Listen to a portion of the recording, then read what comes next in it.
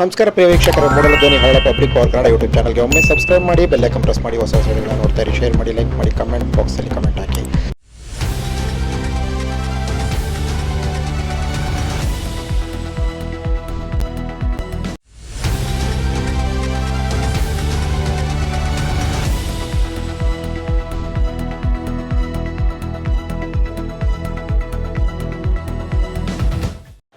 ತಾವೆಲ್ಲರೂ ಇವತ್ತು ನಗರಸಭೆಯ ಮುಂಭಾಗ ಇಲ್ಲಿ ಸೇರಿ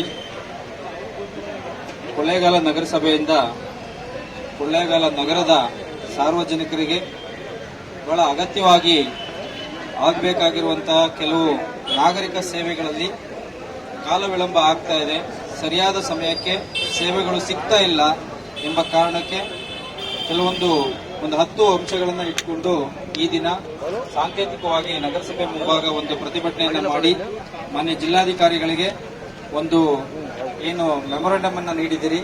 ಈ ವಿಚಾರಗಳನ್ನ ಮಾನ್ಯ ಜಿಲ್ಲಾಧಿಕಾರಿಗಳ ಗಮನಕ್ಕೆ ನಾನು ಮುದ್ದಾಮು ತಂದು ನಗರಸಭೆಯಲ್ಲಿ ಆಗಬೇಕಾಗಿರುವಂತಹ ಬಹಳ ತ್ವರಿತ ಕೆಲಸಗಳಿಗೆ ಸಂಬಂಧಪಟ್ಟಂತೆ ಮಾನ್ಯ ಜಿಲ್ಲಾಧಿಕಾರಿಗಳ ಗಮನವನ್ನು ಸೆಳೆದು, ಹಾಗೆ ನಗರಸಭೆ ವ್ಯಾಪ್ತಿನಲ್ಲಿ ಒಂದು ಸಾರ್ವಜನಿಕ ಅಹವಾಲು ಸ್ವೀಕಾರ ಒಂದು ಸಭೆಯನ್ನು ಕೂಡ ಮಾನ್ಯ ಜಿಲ್ಲಾಧಿಕಾರಿಗಳು ಏರ್ಪಡಿಸಬೇಕು ಅಂತ, ನಡೆಸಿಕೊಡಬೇಕು ಅಂತ ಮಾನ್ಯರಲ್ಲಿ ಮನವಿಯನ್ನು ಕೂಡ ನಿಮ್ಮ ಪರವಾಗಿ ಮಾಡಿಕೊಳ್ಳುತ್ತೇನೆ. ಅದರ ಜೊತೆಗೆ ಲಾಸ್ಟ್ 2 ದಿವಸದಿಂದ ನಗರಸಭೆಯ ಕಮಿಷನರ್ ಆಗಿ ನಟರಾಜ್ ಅವರು ಅಧಿಕಾರವನ್ನು ವಹಿಸಿಕೊಂಡಿದ್ದಾರೆ. ಅವರು ಕೂಡ ಬಹಳ ಜನಸ್ನೇಹಿಯಾಗಿದ್ದಾರೆ. ಈ ಎಲ್ಲ ಸಮಸ್ಯೆಗಳು ಅವರಿಗೆ ಅರಿವಿದೆ ಅಂತ ನಾನಾದರೂ ಭಾವಿಸ್ತೀನಿ. ತ್ವರಿತವಾಗಿ ತಮ್ಮ ಏನು ನಾಗರಿಕ ಸೇವೆಗಳಿದೆ ಅದನ್ನು ಕೊಡಲಿಕ್ಕೆ ಮಾನ್ಯ ಜಿಲ್ಲಾಧಿಕಾರಿಗಳು ಆಡಳಿತಾಧಿಕಾರಿಗಳಾಗಿದ್ದು ಅವರು ಈಗ ಆಲ್ರೆಡಿ ಸೂಚನೆಯನ್ನು ಕೊಟ್ಟಿದ್ದಾರೆ. ಜೊತೆಗೆ ಒಂದು ರಿವ್ಯೂ ಮಾಡಲಿಕ್ಕೆ ಒಂದು ಸಮಿತಿಯನ್ನು ಕೂಡ ನೇಮಕ ಮಾಡಿದ್ದಾರೆ. ಅದು ಶೀಘ್ರದಲ್ಲಿ ಚಾಲ್ತಿಗೆ ಬಂದು ನಿಮ್ಮ ಸೇವೆಗಳನ್ನು ಬಹಳ ತ್ವರಿತವಾಗಿ ಕೊಡಲಿಕ್ಕೆ ನಾವು ನಮ್ಮ ಒಂದು ಜವಾಬ್ದಾರಿಯುತವಾದಂಥ ಏನು ಕೆಲಸ ಇದೆ ಅದನ್ನ ನಿರ್ವಹಿಸಲಿಕ್ಕೆ ನಗರಸಭೆ ವತಿಯಿಂದ ಪ್ರಯತ್ನ ಮಾಡ್ತೀವಿ ಅಂತ ತಿಳಿಸ್ತಾ, ತಮ್ಮ ಮನವಿ ಏನಿದೆ ಇದನ್ನು ಮಾನ್ಯ ಜಿಲ್ಲಾಧಿಕಾರಿಗಳಿಗೆ ತಲುಪಿಸುವ ವ್ಯವಸ್ಥೆಯನ್ನು ಮಾಡ್ತೀನಿ. Thank you. ಅಥವಾ ಚರಂಡಿ ಸಮಸ್ಯೆ ಬಗ್ಗೆ ಕೇಳಿಲ್ಲ, ಒಳಚರಂಡಿ ಸಮಸ್ಯೆ ಬಗ್ಗೆ ಕೇಳ್ತಾ ಇಲ್ಲ. ಈ ಸಮಸ್ಯೆ ಇರ್ತಕ್ಕಂಥದ್ದು ಈ ಸೊತ್ತು ಆಗ್ತಾ ಇಲ್ಲ, ಈ ಖಾತೆ ಕೊಡ್ತಾ ಇಲ್ಲ, ಟ್ರೇಡ್ ಲೈಸೆನ್ಸ್ ಆಗ್ತಾ ಇಲ್ಲ, ಈ ತರ ಮೂಲಭೂತವಾಗಿ ಅವರು ದಿನನಿತ್ಯ ಸಿಗ್ತಾ ಇರ್ತಕ್ಕಂಥ ಸಮಸ್ಯೆಗಳು. ಮೊದಲು ಇದಕ್ಕೆ ಪ್ರಯಾರಿಟಿ ಮೇಲೆ ಏನು ಸಾರ್ವಜನಿಕರು ಕೇಳ್ತಾ ಇದ್ದಾರೆ, ಇದಕ್ಕೆ ಮೊದಲ ಆದ್ಯತೆ ಮೇರೆಗೆ ನೀವು ಈ ಕೆಲಸಗಳನ್ನ ಸುಲಲಿತವಾಗಿ ಹಾಕಬೇಕು. ಯಾವುದೇ ಒತ್ತಡಕ್ಕೆ ಅಥವಾ ಇನ್ಯಾವುದೋ ಆಮಿಷಕ್ಕೆ ಕೆಲಸ ಮಾಡುವಂಥ ಅಧಿಕಾರಿಗಳಿಗೆ ನೀವು ಚಾಟಿ ಬಿಸಿ ಅದಕ್ಕೆ ಸುಲಲಿತವಾದ ಕೆಲಸ ಆಗಬೇಕು ಮಾಡಿ ಏನು ಮನವಿಗಳು ಸ್ವೀಕಾರ ಮಾಡ್ತೀವಿ, ಇದಕ್ಕೆ ಕಂಪಲ್ಸರಿ ಎಲ್ಲರಿಗೂ ವಿಷಯವನ್ನು ತಿಳಿಸಿ ಏನು ಕೆಲಸಗಳಾಗಬೇಕು ಅದನ್ನ ನಿಮ್ಮ ಅಧಿಕಾರಿಗಳಿಗೆ ತಿಳಿಸ್ಬೇಕು. ಇದು ನೀವು ಪ್ರಭಾರ ಇದ್ದೀರಿ, ಆದರೂ ಕೂಡ ಅದು ನಿಮ್ಮ ಅವಧಿ ಹೋಗೋದಾಗಲಿ. ಕ್ವಶನ್ ಕೇಳುತ್ತಲ್ಲ ಸರ್, ಡಿಬೇಟ್ ಅಲ್ಲ ಇದು. ಮಾಡ್ತಾ ಇಲ್ಲ ಅಲ್ವಾ, ಮಾಡ್ತಾ ಇಲ್ಲ ಅಲ್ವಾ? ಈಗ ಅವ್ರು ಹೇಳಿದ್ರು ಮಾಡ್ತಾ ಇಲ್ಲ ಅಂತ. ದಯವಿಟ್ಟು ಅದನ್ನ ಮೊದಲು ಮಾಡಿ ಅಂತ ಹೇಳ್ತೀವಿ. ಈಗ ನಾವು ಕಂದಾಯ ಕಟ್ಟಿಕೊಂಡು ಈಗ ಏಪ್ರಿಲ್ ತಿಂಗಳಲ್ಲಿ ಎಷ್ಟೊಂದು ಸಂದಾಯ ಮಾಡಿದ್ದೀವಿ. ಈಗ ಚಲಾನ್ನ ಕಳ್ಕೊಂಡಿದೀವಿ ಸರ್, ಎಷ್ಟೋ ಲಕ್ಷಾಂತರ ರೂಪಾಯಿ ಕಟ್ಬಿಟ್ಟು ಆ ಚಲಾನನ್ನ ಎಲ್ಲಿಂದ ತರೋದು ಸರ್ ಮತ್ತೆ ನಾವು? ಅದು ನಮ್ಮ ಸಮಸ್ಯೆ. It's not A debate. ನಮ್ಮ ಸಮಸ್ಯೆ ಹೇಳ್ತಾ ಇರೋದು. ಈಗ ಆ ತರ ಕಳ್ಕೊಂಡಿರೋರ್ನ ಕರೆಸ್ತೀನಿ ನಾಳೆಗೆ ಅವ್ರ ಹತ್ರ. ಅದಕ್ಕೇನು ಪರಿಹಾರ ಕೊಡ್ತಾರ ಅವರು?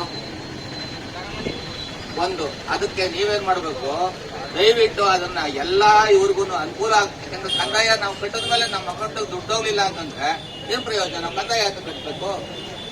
ಹಾಗಾಗಿ ದಯವಿಟ್ಟು ಅದಕ್ಕೆ ನೀವು ಸ್ಪೆಷಲ್ ಆಗಿ ಒಂದಷ್ಟು ಜನ ನೀವು ಡೈಲಿ ವೇಜಸ್ ಬೇರೆ ಕಂಪ್ಯೂಟರ್ ಆಪರೇಟರ್ಗಳನ್ನ ತಗೊಂಡು ಆನ್ಲೈನ್ ಅಲ್ಲಿ ಅದನ್ನ ಎಂಟ್ರಿ ಆಗೋ ರೀತಿ ದಯವಿಟ್ಟು ಅದಕ್ಕೆ ಒಂದು ಅವಕಾಶ ಮಾಡಿ. ಒಂದು ಈಗ ನೀವು ಕಂದಾಯವನ್ನ 2 ಪಟ್ಟು ಮಾಡಿ 13-14ರಿಂದ 2 ಪಟ್ಟು ಅಂತ ಹೇಳಿದ್ರಲ್ವಾ?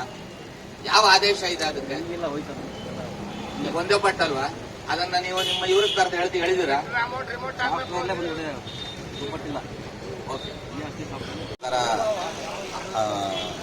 ಪ್ರಭಾರ ಆಗಿ ಚಾರ್ಜ್ ತಗೊಂಡಿದ್ದೀವಿ ಅಂತ ಗೊತ್ತಾಯ್ತು.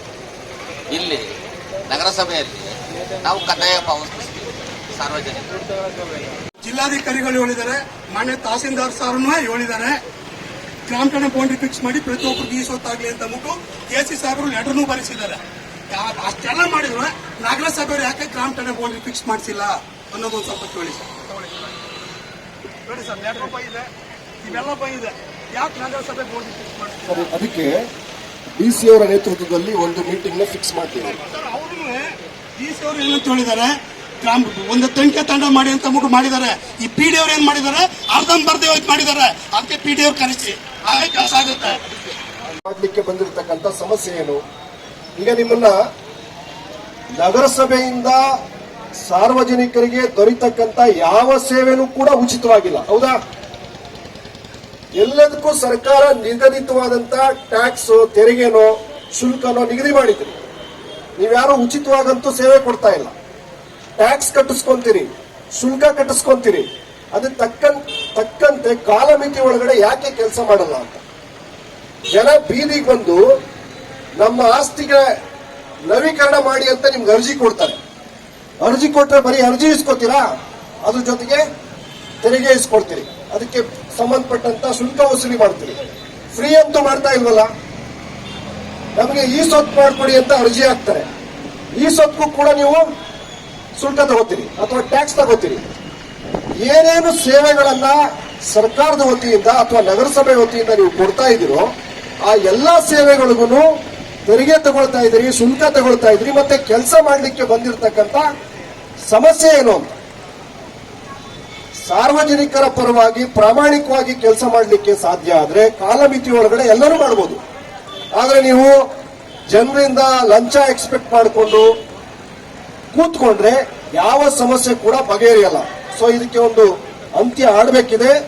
ನಗರಸಭೆಯ ಅಧಿಕಾರಿಗಳು ಕೂಡ ಅತ್ಯಂತ ಮಾನವೀಯತೆಯಿಂದ ವರ್ತಿಸಬೇಕಾಗಿದೆ, ಮಾನವೀಯತೆಯಿಂದ ಕೆಲಸ ಮಾಡಬೇಕಾಗಿದೆ. ನೀವು ಕೆಲಸ ಮಾಡ್ಲಿ ಬಿಡ್ಲಿ, ತಿಂಗಳಿಗೊಂದ್ಸಲ ಸಂಬಳ ಅಂತೂ ತಗೋತೀರಿ. ಸರ್ಕಾರ ಸಂಬಳ ಕೊಡುತ್ತೆ. ಸಂಬಳ ಕೊಡೋದು ಸಾರ್ವಜನಿಕರ ಸೇವೆ ಮಾಡ್ಲಿ ಅಂತಾರೆ. ಸೊ ಸಾರ್ವಜನಿಕರ ಸಮಸ್ಯೆ ಪರಿಹಾರ ಆಗ್ಲಿಲ್ಲ ಅಂತ ಹೇಳಿದ್ರೆ ನೀವು ಆ ಸ್ಥಾನಮಾನದಲ್ಲಿ ಇದೇನ್ ಪ್ರಯೋಜನ? ಸೊ ಹಾಗಾಗಿ ಬಹುಜನ್ ಸಮಾಜ್ ಪಾರ್ಟಿ ಆಗ್ರಹ ಮಾಡೋದೇನಂತಂದ್ರೆ ಸಾರ್ವಜನಿಕರ ಏನು ಕೆಲಸಗಳಿದೆ ಅದನ್ನ ನಿಗದಿತ ಸಮಯದೊಳಗೆ ದಯಮಾಡಿ ಮುಗಿಸಿ. ಎರಡನೇದು ಬಹಳ ಇಂಪಾರ್ಟೆಂಟ್ ಆಗಿ ಇಲ್ಲಿ ಸಮಸ್ಯೆ ಆಗ್ತಾ ಇರೋದು ಏನಂತಂದ್ರೆ ಜನಪ್ರತಿನಿಧಿಗಳು ಅದರಲ್ಲೂ MLAಗಳು ಅಥವಾ MLA ಅಥವಾ MP ಏನ್ ಕೆಲಸ ಆಗ್ತಾ ಇದೆ ಜಿಲ್ಲಾಡಳಿತದಲ್ಲಿ, ತಾಲೂಕಾಡಳಿತದಲ್ಲಿ ಅಥವಾ ನಗರಸಭೆಗಳಲ್ಲಿ ಏನ್ ಕೆಲಸ ಆಗ್ತಾ ಇದೆ ಅಂತ ಹೇಳಿ ಕನಿಷ್ಠ ತಿಂಗಳಿಗೊಮ್ಮೆನಾದ್ರೂ ಕ್ರಾಸ್ ಚೆಕ್ ಮಾಡಿದ್ರೆ, ಪರಿಶೀಲನೆ ಮಾಡಿದ್ರೆ ಬಹುಶಃ ಆಡಳಿತ ಚುರುಕು ಮುಟ್ಟಬಹುದು. ಆದ್ರೆ ಇಲ್ಲಿ ನನಗನ್ಸೋ ಪ್ರಕಾರ ಇಲ್ಲಿ ಗೆದ್ದಿರ್ತಕ್ಕಂತ MP ಬಹುಶಃ ಈ ನಗರಸಭೆ ಕಚೇರಿ ಒಳಗಡೆ ಕಾಲಿಟ್ಟಿದಾರ ಇಲ್ವೋ ನನಗಂತೂ ಗೊತ್ತಿಲ್ಲ. ಬಂದಿದಾರ MP ಏನಾದ್ರು ಬಂದಿದಾರ? ಬಂದಿರಲ್ಲ. ಇನ್ನು MLA ಅವರು ಈ ಕೊಳ್ಳೇಗಾಲ ವಿಧಾನಸಭಾ ಕ್ಷೇತ್ರದ ವ್ಯಾಪ್ತಿನಲ್ಲಿ ಕನಿಷ್ಠ ವಾರಕ್ಕೊಂದು ಬಾರಿನಾದ್ರೂ ಸುತ್ತಾಡಿ ಅಧಿಕಾರಿಗಳನ್ನ ಪರಿಶೀಲನೆ ಮಾಡಿದ್ರೆ ಏನ್ ಕೆಲಸ ಆಗ್ತಾ ಇದೆ ಆಗ್ತಾ ಇಲ್ಲ ಅಂತೇಳಿ ಬಹುಶಃ ಸಾರ್ವಜನಿಕರ ಕೆಲಸ ಚುರುಕಾಗುತ್ತೆ.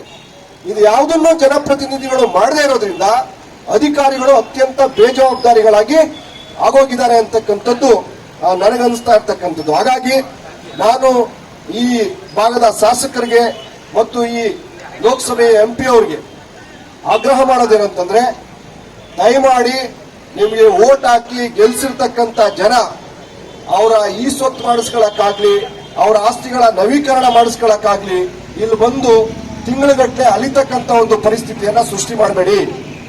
ಮತ್ತೆ ಬಹಳ ಮುಖ್ಯವಾಗಿ ಮತ್ತು ಹೇಳಬೇಕಾಗಿರೋದೇನಂತಂದ್ರೆ ಕೊಳ್ಳೇಗಾಲ ಟೌನ್ ಅಲ್ಲಿ ಒಂದು ರೌಂಡ್ ಹೋಗಿ ಬಂದ್ರೆ ಎಲ್ಲೆಲ್ಲಿ ಗುಂಡಿಗಳಿದೆ, ಎಲ್ಲೆಲ್ಲಿ ಚರಂಡಿ ಕಟ್ಕೊಂಡಿದೆ, ಇನ್ನು UGD ವ್ಯವಸ್ಥೆ ಸರಿಯಾಗಿಲ್ಲ ಅಂತ ಹೇಳಿದ್ರೆ ನಾಚಿಕೆ ಆಗ್ಬೇಕು. ಮತ್ತೆ ಇಲ್ಲಿರ್ತಕ್ಕಂಥ ಸ್ಲಮ್ಗಳಿಗೆ ಇವತ್ತಿಗೂ ಕೂಡ ಹಕ್ಕುಪತ್ರಗಳು ಕೊಟ್ಟಿಲ್ಲ ಅಂತ ಹೇಳಿದ್ರೆ ಆಶ್ಚರ್ಯ ಆಗುತ್ತೆ ನನಗೆ. ಏನ್ ಸಮಸ್ಯೆ ಏನಿದೆ ಸರ್ಕಾರದ ಮಟ್ಟದಲ್ಲಿ ಚರ್ಚೆ ಆಗ್ಲಿ. ಈಗ ಇಲ್ಲಿ AC ಬಂದಿದ್ದಾರೆ, ಅವ್ರ ಮುಖಾಂತರ DC ಅವರಿಗೆ ಹೆಂಗಿದ್ರು ಆಡಳಿತಾಧಿಕಾರಿ ಆಗಿದ್ದಾರೆ. ಇಲ್ಲಿ ಹಕ್ಕುಪತ್ರ ಕೊಡ್ಲಿಕ್ಕಿರೋ ಸಮಸ್ಯೆ ಏನು ಚರ್ಚೆ ಮಾಡಿ, ದಯಮಾಡಿ ಚರ್ಚೆ ಮಾಡಿ ಕಾಲಮಿತಿಯೊಳಗಡೆ ಇಲ್ಲಿರ್ತಕ್ಕಂಥ ಸುಮಾರು 14 ಸ್ಲಮ್ಗಳಿದೆ, ಅಲ್ಲಿ ಹಕ್ಕುಪತ್ರ ಕೊಟ್ಟಿಲ್ಲ ಅಂತ ಹೇಳ್ತಾ ಇದ್ದಾರೆ. 14 ಸ್ಲಮ್ಗಳಿಗೂ ಕೂಡ ಹಕ್ಕುಪತ್ರ ಕೊಡ್ತಕ್ಕಂಥ ಕೆಲಸ ಆಗ್ಬೇಕು. ಮತ್ತೆ ಎಲ್ಲೆಲ್ಲಿ ನಗರಸಭೆ ವ್ಯಾಪ್ತಿ ಒಳಗಡೆ UGD ಸಮಸ್ಯೆ ಇದೆ ಅದನ್ನ ಕಾಲಮಿತಿ ಒಳಗಡೆ ಬಗೆಹರಿಸಿ. ಚರಂಡಿ ಕಟ್ಕೊಳ್ಳೋ, ಈಗ ಮಳೆಗಾಲ ಶುರು ಆಗ್ತಾ ಇದೆ, ನೀವೇನಾದ್ರೂ ಈಗ ನಿರ್ಲಕ್ಷ್ಯ ವಹಿಸಿದ್ರೆ ಎಲ್ಲಾ ಬೀದಿಗಳು ಕೂಡ ಕೊಚ್ಚೆ ಗುಂಡಿಗಳಾಗ್ತವೆ. ಸೊ ಹಾಗಾಗಿ ಮಳೆಗಾಲ ಶುರು ಆಗಿದೆ, ಈಗ ತಕ್ಷಣ ಆ ರಸ್ತೆಗಳು ಚರಂಡಿಗಳನ್ನ ಏನು ರಿಪೇರಿ ಮಾಡ್ತಕ್ಕಂಥ ಕೆಲಸವನ್ನ ಆದ್ಯತೆಯ ಮೇರೆಗೆ ನೀವು ಮಾಡಬೇಕು. ಮತ್ತೆ ಯಾರ್ಯಾರು ಈ ಸ್ವತ್ತಿಗೆ ಅಪ್ಲೈ ಮಾಡ್ಕೊಂಡಿದ್ದಾರೆ ಅದಕ್ಕೆ ನಿಮಗೆ ಕಾಲಮಿತಿ ಒಳಗಡೆ ಕೊಡ್ಲಿಕ್ಕೆ ಏನ್ ಸಮಸ್ಯೆ ಏನಿದೆ? ದಯಮಾಡಿ ಸಾರ್ವಜನಿಕರನ್ನ ಅಲ್ಸಕ್ ಹೋಗ್ಬೇಡಿ, ಅವ್ರ ಕೆಲಸಗಳನ್ನ ಮಾಡಿಕೊಡಿ. ಮತ್ತೆ ಈಗಾಗಲೇ ನಿಮಗೆ ಜನನ ಮರಣ ಪತ್ರಕ್ಕೂ ಕೂಡ ಟೈಮ್ ಬಾಂಡ್ ಒಳಗಡೆ ಕೊಡಲ್ಲ ಅಂತ ಹೇಳಿದ್ರೆ ಯಾವ ಸೀಮೆ ಕೆಲಸ ಮಾಡ್ತೀರಪ್ಪ ನೀವು? ಅದಕ್ಕೂ ಮೇಲಧಿಕಾರಿಗಳು ಹೇಳ್ಬೇಕಾ? ಅದಕ್ಕೂ ಜನ ಬಂದು ಅಲಿಬೇಕಾ ಇಲ್ಲಿಗೆ? ಸೊ ಇದು ನಿಜವಾಗ್ಲೂ ಒಂದು ಅಮಾನವೀಯವಾದಂತ ವರ್ತನೆ ಇದು. ಸೊ ನೀವು ದಯಮಾಡಿ ಇಲ್ಲಿ ಒಂದು 5-6 ಬೇಡಿಕೆಗಳನ್ನ ಇಟ್ಕೊಂಡು ಇವತ್ತು ಧರಣಿ ಮಾಡಿದೀವಿ ಬಹುಜನ್ ಸಮಾಜ್ ಪಾರ್ಟಿಯ ವತಿಯಿಂದ. ಟ್ರೇಡ್ ಲೈಸೆನ್ಸ್ ನ ನವೀಕರಣ ಮಾಡ್ಲಿಕ್ಕೂ ನಿಮಗೆ ಒತ್ತಡ ಇರಬೇಕಂತಂದ್ರೆ ಟ್ರೇಡ್ ಲೈಸೆನ್ಸ್ ನೀವೇನು ಫ್ರೀಯಾಗಿ ನವೀಕರಣ ಮಾಡಲ್ವಲ್ಲ, ರಿನ್ಯೂವಲ್ ಮಾಡಲ್ವಲ್ಲ, ಅದಕ್ಕೆ ನಿಗದಿತವಾದಂತ ಶುಲ್ಕ ತಗೊಂಡಿದ್ರಿ. ನವೀಕರಣ ಮಾಡ್ಲಿಕ್ಕೆ ಏನ್ ಸಮಸ್ಯೆ ಇದೆ? ಮತ್ತೆ ಮೊನ್ನೆ AC ಅವರು ದಯಮಾಡಿ ಬನ್ನಿ, ನಿಮಗೆ ಒಂದೆರಡು ತಹಸೀಲ್ದಾರ್ ಅವರು ದಯಮಾಡಿ ಬನ್ನಿ.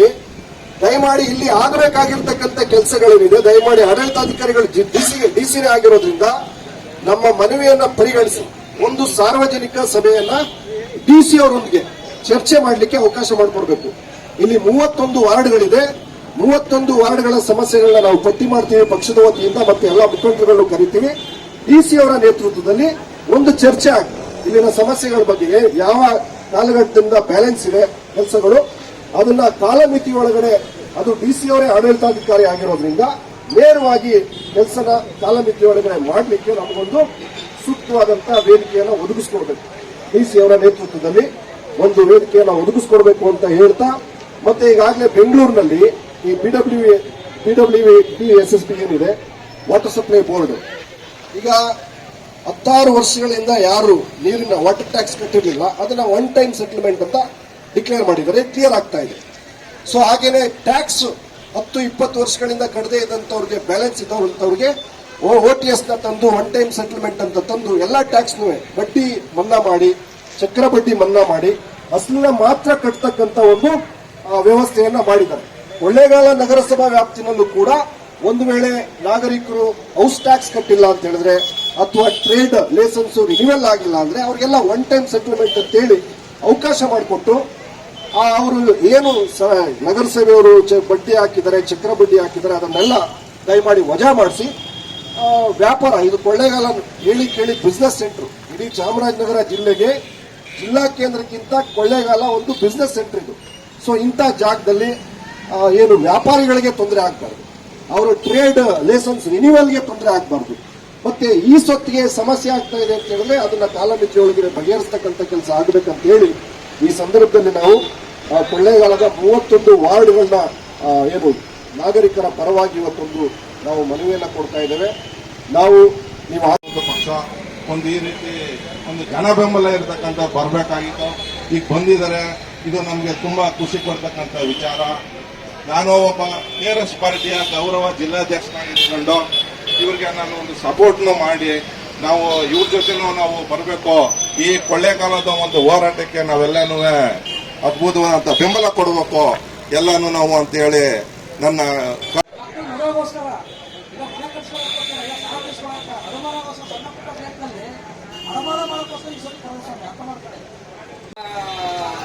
ಹನುಮಂತರಾಜ್ ಅವ್ರು ಕೇಳಿ, ಏನಿದೆ ನ್ಯಾಯ ಹೇಳಿ. ಇದು ಮಾತಾಡಿದ್ರೆ ನೀವು ಸರಿಲ್ಲ ಅಂತ ಹೇಳ್ತೀರಾ, ನೀವೆಲ್ಲ ಹೋರಾಟ ಮಾಡ್ತೀನಿ ಅಂತ. ಸರ್ ನಮ್ಮ ವಿರುದ್ಧ ಹೋರಾಟ ಮಾಡಬೇಡಿ ಅಂತ ನಾವು ನಮ್ಮ ಪರ ಮಾತಾಡ್ತೀರಾ ಸ್ವಾಮಿ, ಸಾರ್ವಜನಿಕರ ಪರ ಮಾತಾಡ್ತಾ ಇರಲ್ಲ, ಅರ್ಥ ಮಾಡ್ಕೊಳ್ಳಿ. ಸಾರ್ವಜನಿಕರ ತಪ್ಪ, ನೀವು ಕಾವೇರಿ ಒಂದಲ್ಲಿ ಹಾಕೊಂಡು ಸೀನಿಯರ್ ಪ್ರಕಾರ ಕೊಡಿ. ನೀವು ನಗರಸಭೆಗ ಒಂದು 6 ತಿಂಗಳಲ್ಲಿ ಹೆಸರು ಬರಲಿಲ್ಲ ಅಂತಂದ್ರ ಆಮೇಲೆ ನೀವು ಮಾತಾಡಿ, ನೀವು ಸುದ್ದಿಗೋಷ್ಠಿ ಮಾಡಿ. ಕಾವೇರಿ ಹೆಸರು ಮಾತ್ರ ಬೋರ್ಡಲ್ಲಿ ಹಾಕಿರ್ತಾರೆ, ಕಾವೇರಿ ಒಂದಲ್ಲಿ ಅರ್ಜಿ ಹಾಕಿ ಅಂತ. ಆ ಕಾವೇರಿ RTDP ಹೋದ್ರ ಸರ್ ನಮ್ಗೆ ಬರಲ್ಲ ಸರ್, ನಗರಸಭೆಗೆ ಹೋಗಿ. ತಿಂಗಳು ಒಂದ್ಸರಿ 16 ಹೋರಾಟಗಳು ಮಾಡಿದ್ದಾರೆ ಕಾರ್ಮಿಕ ಅಧಿಕಾರಿಗಳು. ಸ್ಲಮ್ ಬೋರ್ಡ್ ಅವರು ಅಗ್ರಿಮೆಂಟ್ ಹಾಕಿದ್ದಾರೆ, ಈಸ್ಕತ್ತಾರೆ, ಕೊಡ್ತೀವಿ ಅಂತ ಮನವಿ ಈಸ್ಕತ್ತಾರೆ. ಅದ್ರ ಬಗ್ಗೆ ಕೇಳೋದೇ ಇಲ್ಲ. ಇನ್ನೊಂದು ಸ್ವಲ್ಪ ಸರ್, ಇನ್ನೊಂದು ಸ್ವಲ್ಪ ತಿಳ್ಕೊಂಡ್ಬಿಡಿ. ಆದ್ರೆ ನಾವು ಕೊಟ್ಟೊತ್ತಿಗೆ ನಾವು ಕೊಡೋದು ಬೇಡ ಸ್ವಾಮಿ ಅರ್ಜಿ. ಸರ್ಕಾರ ಕೊಡೋದ್ರಲ್ಲಿ ನಿಮ್ಗೆ ಆ ಸರ್ಕಾರ ಕೊಟ್ಟಿರೋ ಹಕ್ಕುಪತ್ರಗಳ ನೀವು ರಿನ್ಯೂವಲ್ ಕೊಡ್ತಾ ಇಲ್ಲ ಅಂತಂದ್ರ ಯಾವ ನ್ಯಾಯ ಸ್ವಾಮಿ? ಅದೇ ಒಂದು ಕಮರ್ಷಿಯಲ್ ಮಾಡ್ತಾರೆ ಅಂತಂದ್ರ ನೀವೇ ಹುಡುಕವಾಗಿ licence, trade licence, building licence, train licence ಈ ಸೊತ್ತು ಎಲ್ಲ ಕೊಟ್ಟಿರ್ತಾರೆ. ಯಾಕಂದ್ರೆ ಅವ್ರು ಶ್ರೀಮಂತರಲ್ವಾ, ಅವ್ರ ಸರ್ಕಾರದ ಚಾನಲ್ ಅವೈಜ್ಞಾನಿಕವಾಗಿದೆ. UGD ಯಾವ ವಾರ್ಡ್ ಕೂಡ UGD ಸಮರ್ಪಕವಾಗಿ ಒಳಚರಂಡಿ ವ್ಯವಸ್ಥೆ ಸರಿಯಾಗಿಲ್ಲ. ಭಾಳ ನಗರಸಭೆ ಹೇಳ್ಕೊಳಕ್ಕೆ ನಮಗೂ ಕೂಡ ಅವಮಾನ ಆಗುತ್ತೆ ಸರ್. ಸರ್ ನೀವೆಲ್ಲ ಇದ್ದಾರಲ್ಲ ಶುದ್ಧ ಮಾಡಿ ಅಂತಾರೆ, ಏನು ಶುದ್ಧ ಮಾಡೋ ಸ್ವಾಮಿ? ಎಲ್ಲ ಇವರು ಒಬ್ಬ ನೌಕರರು ಇಷ್ಟು ವರ್ಷ ಅಂತ ಇರುತ್ತ, ಇವರು ದೀರ್ಘಾವಧಿ ಒಂದ್ಸಲ ಬಂದ್ರ 2 ಗಂಟೆ ಇಲ್ಲೇ ಇಷ್ಟ ಬಂದ ಕೆಲಸ ಮಾಡ್ತಾರೆ, ಇಷ್ಟ ಬಂದ ಹೋಗ್ತಾರ. ಕೇಳಿದ್ರ ಸರ್ ನಿಮ್ ಕೆಲಸ ಏನಿದೆ, ನಿಮ್ ಕೆಲಸ ಮಾಡ್ಕೊಡಲ್ವ ಅಂತಾರ. ಆಗ ನನ್ನೊಬ್ಬನ ಕೆಲಸ ಆದ್ರೆ ಸಾಕು ಸ್ವಾಮಿ ಹೇಳಿ. ಹಾಗಾದ್ರೆ ಬಡ ಶ್ರೀಮಂತರು ಮಗ ಪರಿಚಯವ್ರು ಬಿಟ್ರ ಬಡವ್ರಿಗೆ ಏನ್ ಮಾಡ್ತಾರ ಅಂತ ನಿಜವಾದ ನ್ಯಾಯ ಕೊಡ್ಬೇಕಾಗಿ ನೀವು ಬಡವ್ರಿಗೆ ಸ್ವಾಮಿ. ನಮಗೆಲ್ಲ ನಮ್ದು 4 ಅಸೆಸ್ಮೆಂಟ್ ಇರಲ್ಲ, ವರ್ಷಕ್ಕೊಂದ್ಸಲ ಕಂದಾಯ ಕಟ್ತೀವಿ. ನಮ್ಮ ಸಾಹೇಬ್ ಹೇಳಿದ್ರು ಕಂದಾಯ ಕಟ್ಟರೆ 3 ಜನ ಒಂದು ಬ್ಯಾಂಕ್ ಪಡಿಕತ್ತಾರ, ಇನ್ನೊಂದು ನಮಗ್ ಕೊಡ್ತಾರ, ಇನ್ನೊಂದು ನಗರಸಭೆ. ಆ ಹನುಮಂತರಾಜ್ ಅವ್ರು ಹೇಳ್ತಾರ ಸರ್ ಬೇರೆ ಕೇಳ್ತಾರ, ಆ ಸೆಕ್ಷನ್ ಆಫೀಸರೇ ಬಂದು ಹನುಮಂತರಾಜು ಸರ್ ನಮಗ್ ಬರಲ್ಲ ಅಂತ ಹೇಳ್ತಾರೆ. ಯಾರು ಕೇಳೋಣ? 50,000 ಕಟ್ಸಿದ್ರಿ, 1 ಲಕ್ಷ ಕಟ್ಟಿದಾರ ಮನೆ ಬಿಲ್ಡಿಂಗ್ ಜನ. 200 ರೂಪಾಯಿಂದ 1 ಲಕ್ಷ ಕಟ್ಟಿರೋರು ಇದಾರ. ಅವರು ಒಂದು ಆಕಸ್ಮಿಕವಾಗಿ ಕಳೆದ ತಿಳ್ಕೊಳ್ಳಿ 1 ಲಕ್ಷ ರೂಪಾಯಿನ ಮತ್ತೆ ಕಟ್ಬೇಕಲ್ಲ ಸರ್. ನೀವು ಕೇಳಿದ್ರ ನಮ್ಮ ಹತ್ರ ಸರ್ ಅವ್ರು ಕೇಳಿ ಸಾಹೇಬ್ರು ಕೇಳಿ